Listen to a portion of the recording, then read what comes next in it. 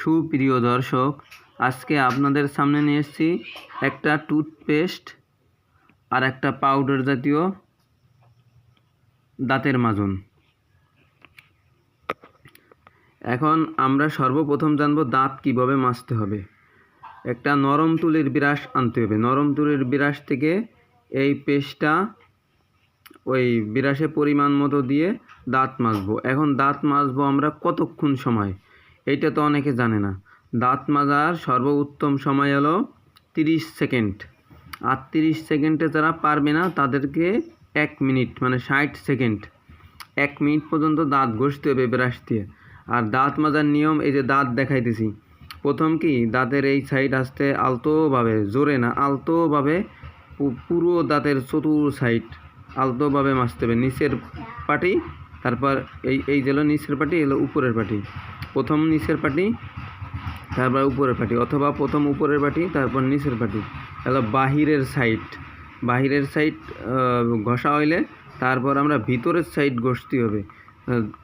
ভিতরের সাইড বেশিক্ষণ ঘষা যাবে না, সর্বোচ্চ ভিতরের এই সাইড 7 সেকেন্ড, তারপর ওই পাশের ভিতরের সাইড 7 সেকেন্ড, তারপরে বাহিরের সাইড 7 সেকেন্ড, ওই পাশের সাইড 7 সেকেন্ড।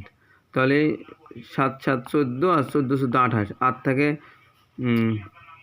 2 সেকেন্ড। এই 2 সেকেন্ড আমরা ডলা দেবো কি উপরের এই যে এই পাটি, মানে উপরে যেই দা থাকে উপরে 1 ডলা,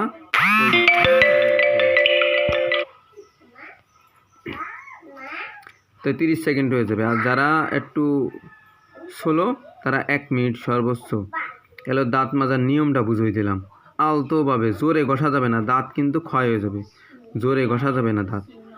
এই হলো টুথপেস্টের কথা বললাম। আর এই যেই দন্ত রক্ষা পাউডার দেখতেছেন, এইটা হাতে মানে হাতের ডাইন হাতের কবজিতে রেখে বাম হাতের কবজির পাতার উপর রেখে, মানে হাতের তালুতে রেখে এই হাতটা একটু ভিজাইয়ে এই হাতে যে এইভাবে নেবেন। এইভাবে নিয়ে এইটাও কি আলতোভাবে দাঁত, এই যে দাঁত আছে আলতোভাবে দাঁতের বাহির সাইড ভিতর সাইড এভাবে দিয়ে, আর এই যে দাঁতের উপর যে সাইডটা আছে, যে উপরে আলতোভাবে একটু দাঁত মাখাইয়ে কামড় দিয়ে ধরে 5 মিনিট রাখতে হবে। 5 মিনিট তো রাখা যাবে না, 1 মিনিট রাখতে হবে। তারপরে কি যদি লালা বেরোয় তো থুতু দিয়ে লালা ফেলাই দেবো। তো এইভাবে রাখলে কি হবে, আমাদের দাঁতটা, এটা এমন একটা পাউডার, এটা দাঁতের উপরে রাখলে দাঁত মজবুত হয়, শক্ত হয়, দাঁত ঝকঝকে পরিষ্কার হয়। তাহলে এইগুলো দিয়ে আমরা দাঁতটা পরিষ্কার করব প্রতিদিন। এইটা দিয়ে মাজবো আমরা কি একদিন, ওটি দিয়ে মাজবো একদিন, তাহলে 2 দিন। আর যেদিন আমরা মাছ গোশ কম খাবো সেদিন আমরা নিম গাছের ডাল দিয়ে নরম করে কামড়ায় ওইটি দিয়ে দাঁত মাজবো। ওইটি দিয়েই প্রতিদিন দাঁত মাজতে হবে। আর পেস্টে যখন মাছ গোশ খাবো তখন এর ভিতর দিয়ে মাজবো। এখন এই যে পাউডারটা মানে মাজনটা আমি দেখাই দিচ্ছি। এটা হলো পেস্ট, আর এইটা হলো এই যে পাউডার, দন্ত রক্ষা পাউডার। নাম হলো দন্ত রক্ষা পাউডার, হামদর্দ কোম্পানি তৈরি করছে।